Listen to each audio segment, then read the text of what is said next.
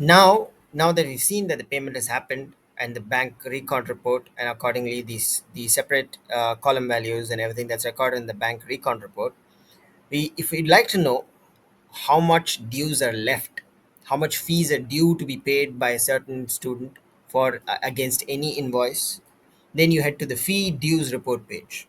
Now in this page, according to the student registration number, the student name, the date the invoice was uploaded on, the invoice number, and the due date it was supposed to be paid before. All of it is shown here. Now, mind you that this report is non-editable. So, based on the fee upload report, where you see the invoices that have been uploaded and the values are edited, and the payments that have been done in the fee payment report, the remaining dues are all updated straight ahead here.